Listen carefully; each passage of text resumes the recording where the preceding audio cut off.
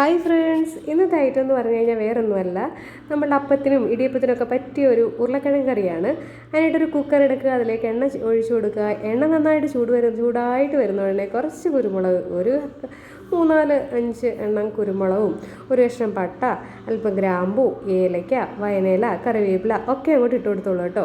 പിന്നീട് ഒരു കഷ്ണം ഇഞ്ചിയും ചതച്ചിട്ടില്ല, അരിഞ്ഞിട്ടിരിക്കുകയാണ്, ഒരു 3-4 പച്ചമുളകും, പിന്നീട് ഒരു സവാളയും, ഒരു 3 ഉരുളക്കിഴങ്ങും, ഒരു 2-3 അല്ലി വെളുത്തുള്ളിയും കൂടി ഇട്ട് കൊടുത്തിട്ടുണ്ട് കേട്ടോ.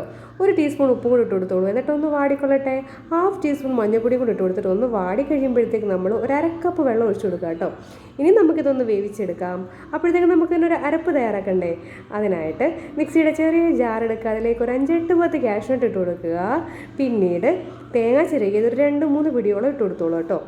ഇതിലേക്ക് പിന്നെ ഞാൻ ചേർത്തിരിക്കുന്നത് നമ്മളുടെ പെരുംജീരകം ഇല്ലേ, വലിയ ജീരകം, അതൊരു 1/2 ടീസ്പൂൺ ചേർത്തിട്ട് നല്ല പേസ്റ്റ് രൂപത്തിൽ അങ്ങോട്ട് അരച്ചെടുത്തോളൂ കേട്ടോ. ഇതൊക്കെ എല്ലാവർക്കും അറിയാവുന്നതായിരിക്കാം, എങ്കിലും ഞാൻ അപ്ലോഡ് ചെയ്തേ ഉള്ളൂ. കാണുക, ഇഷ്ടമുള്ളവരൊക്കെ കാണുക. ഓക്കെ, അപ്പോൾ നമ്മളുടെ കിഴങ്ങൊക്കെ നല്ല വെന്ത് പാകമായിട്ട് വന്നിട്ടുണ്ട്. നമുക്ക് നോക്കാം. ഇതാ കണ്ടില്ലേ, നല്ല സെറ്റായി വെന്തിട്ടുണ്ട്. ഇനി ഇതിലേക്ക് ഒന്നുമില്ല, നമ്മൾ അരച്ച് വെച്ചിരിക്കുന്ന പേസ്റ്റ് അങ്ങോട്ട് ഒഴിച്ചു കൊടുക്കുക. ജസ്റ്റ് ഒന്നും കൂടി ഒന്ന് ചൂടാക്കുക കേട്ടോ. അത്രയേ ഉള്ളൂ സംഭവം. വളരെ ഈസിയാണ്, വളരെ പെട്ടെന്ന് തയ്യാറാക്കാൻ പറ്റിയ ഒരു ഐറ്റമാണ്. നമ്മളെ ചപ്പാത്തി കഴിക്കാനും കുറച്ചുകൂടെ സ്പൈസി ആയിട്ട് വേണമെന്നുണ്ടെങ്കിൽ നിങ്ങൾ കുരുമുളകിൻ്റെ അളവോ അല്ലെങ്കിൽ പച്ചമുളകിൻ്റെ അളവൊക്കെ ഒന്ന് കൂട്ടിയിട്ട് കൊടുക്കുക. പിന്നീട് ലാസ്റ്റ് വേണമെന്നുണ്ടെങ്കിൽ ഒരു നുള്ളു ഗരം മസാലയും കൂടി ഒന്ന് വേണമെങ്കിൽ ചേർത്തോളൂ കേട്ടോ. പിന്നെ മല്ലിയില ഉണ്ടെങ്കിൽ അതും കൂടി അരിഞ്ഞ് മുകളിലേക്ക് ഒന്ന് വെതറിക്കെടുത്ത് കഴിഞ്ഞാൽ കുറച്ചും കൂടി ടേസ്റ്റി ആയിരിക്കും. അപ്പം നമ്മളുടെ കിഴങ്ങ് കറി ഇവിടെ റെഡി ആയിട്ടുണ്ട്. നമ്മൾ ചപ്പാത്തിക്കും പിന്നെന്താ പറയുക, ഇടിയപ്പത്തിന്, അപ്പത്തിനൊക്കെ പറ്റുന്ന നല്ല അടിപൊളി കറിയാണ് കേട്ടോ. ഇതിനോട് വേണമെങ്കിൽ ക്യാരറ്റൊക്കെ ചേർക്കാറുണ്ട്, ബീൻസ് ചേർക്കാറുണ്ട്.